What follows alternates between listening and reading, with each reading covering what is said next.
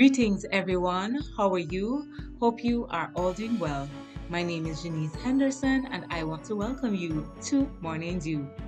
Today's encouraging word comes to us from Proverbs 16, verse 18, and it states, "Pride goeth before destruction, and an haughty spirit before a fall." Today, I continue to focus on the series Escape Hell, Shun Sin.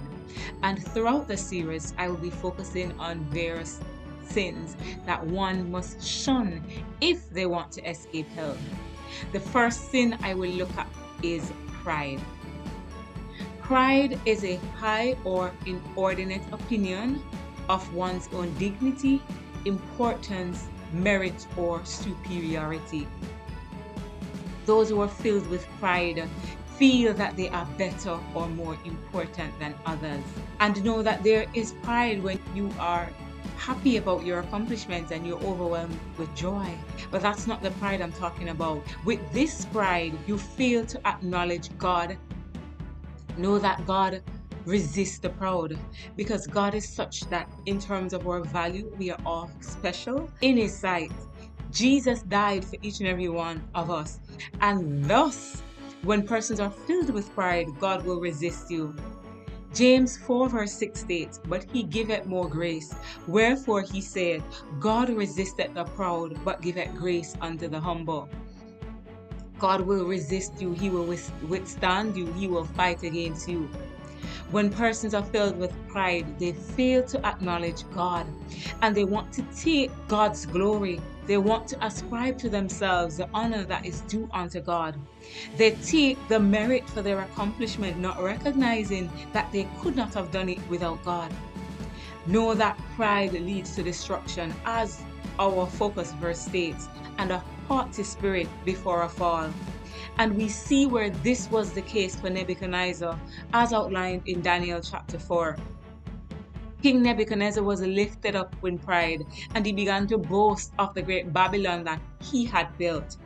And he failed to acknowledge God as the source of his accomplishment. While he was yet speaking in verse 31, God declared the kingdom was departed from him and pronounced judgment on him for this. This he saw more than a year ago, because he had a dream. And when he spoke, Daniel interpreted the dream and told him what was going to happen and admonished him to change his ways.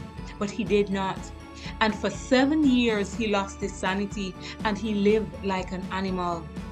God was, however, merciful, and he regained his sanity, and from then he learned to walk in humility and properly acknowledge God and give unto God the glory and the honor that is due unto him. And I would encourage you, walk in humility.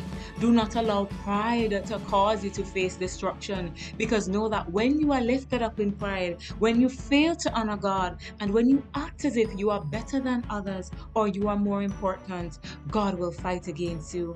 Proverbs 29 verse 23 states, "A man's pride shall bring him low, but honor shall uphold the humble in spirit."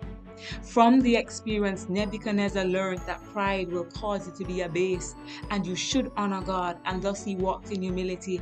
And I encourage you today, know that the key to honor is humility. So I encourage you to humble yourself, because after Nebuchadnezzar's ordeal, God restored the kingdom to him, and he gave praises and honor and rightfully acknowledged God. So I encourage you, in everything that you do, recognize that all good things come from God, and recognize him as the source, because you are breathing his breath. You are alive because of him, and as such you should give him thanks. Humble yourself before the mighty hand of God. Humble yourself and acknowledge and recognize that God is sovereign. He's all powerful and he's worthy to be praised. And all we have to do is to have the correct view of who God is, have the correct view of self, and treat each other well, knowing that none of us are better than the other. But in God's eyes, we are all important, and we are all persons of tremendous worth, because he died for each and every one of us. He died so that we might live. So I want to thank you for joining me today as I focus on this first sin of pride. And I admonish you, know that God resists the proud, and pride will lead to destruction. So I encourage you, walk in humility.